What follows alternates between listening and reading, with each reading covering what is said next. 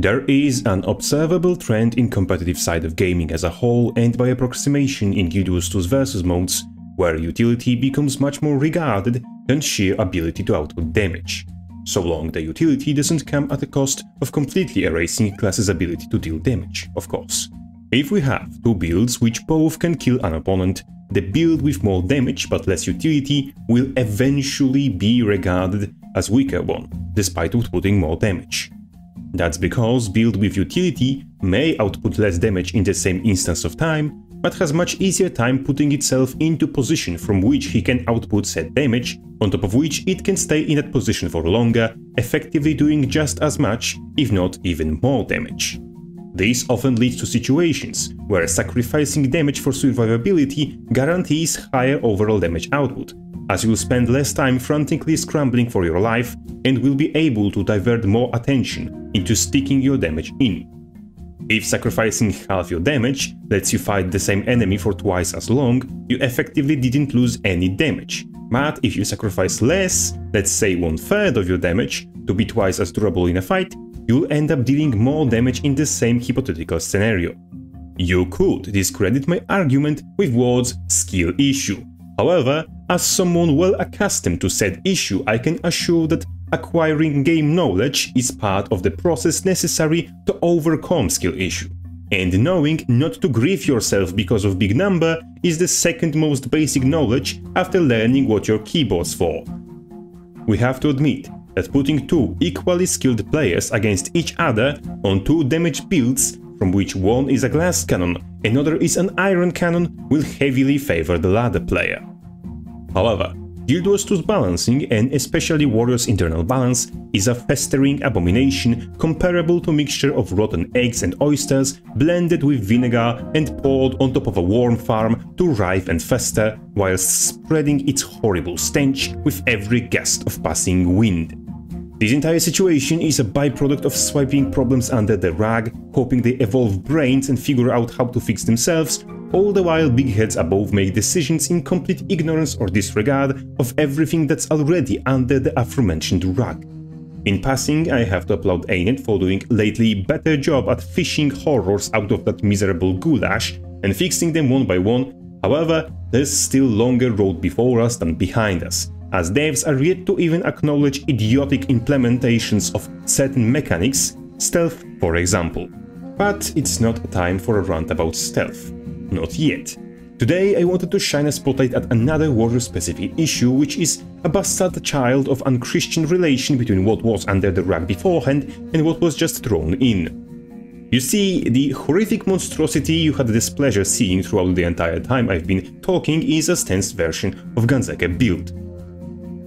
What's so bad about it? Let us start with the fact that Warrior's stance builds are the tankiest builds Warrior has access to.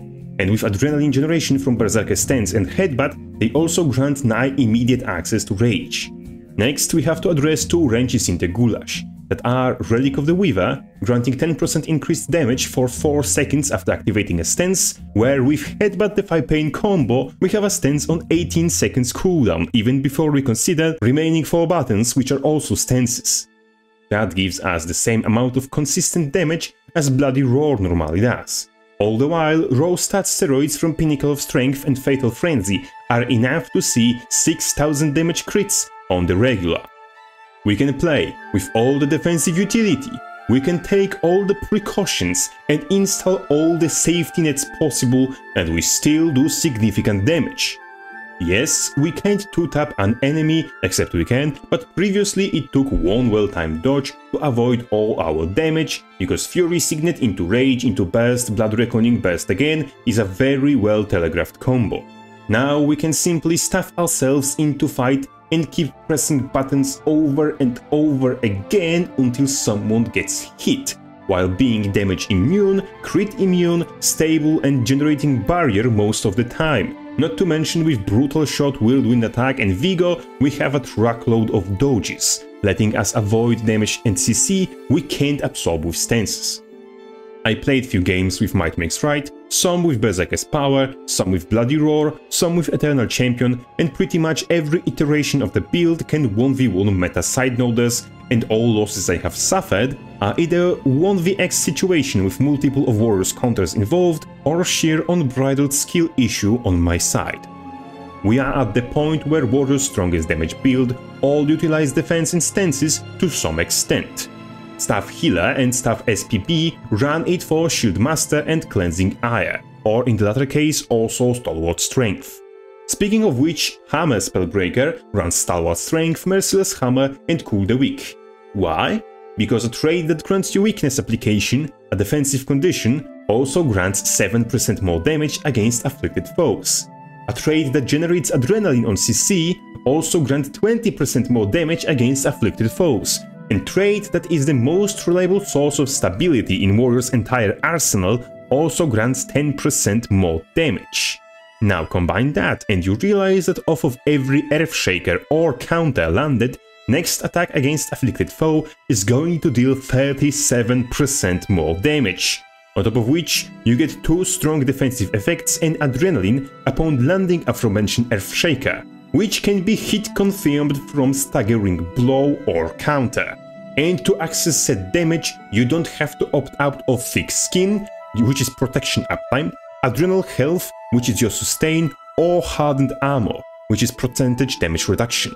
Meanwhile, best you can get from Strength is 31% damage increase from combined Berserker's Power and Peak Performance, which not only requires bigger Adrenaline investment, but also utility investment.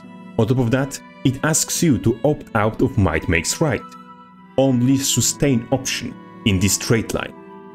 Sure, you may point at additional stats in Master Column and Pinnacle of Strength. Indeed, those may sway the comparison closer towards the side of Strength, but even if they tip the scale, they require greater upkeep, greater Adrenaline time and utility investment, as well as opting out of your sustain and utility. Defense offers the same damage increase, on top of protection, sustain, weakness application, Adrenaline generation, percentage damage reduction, and stability upkeep, all the while synergizing well with Spellbreaker's built-in mechanics such as Counter and Boon Rip on CC, as well as his own insane damage steroids. And even if we aren't playing Hammer Spellbreaker specifically and instead run with, for example, Resilient Roll, we still get 17% more damage for having defensive effects up and easily accessible sources of said defensive effects. Defense offers on one side multiple options that let you play in the opponent's face and to ensure your damage finds its mark, while on the other side offering you abundant weakness, Adrenaline and stability generation, with best in slot percentage damage steroids, if you only slot some CC into your build. Combination of these options creates the game design paradox where playing damage build with defense instead of, for example, arms strength leads to both better results and more enjoyable experience, as well as higher damage output in the end, making defense the best DPS warrior trait line for PvP. Of course, it only depends on devs if they want this bonanza to remain as it is.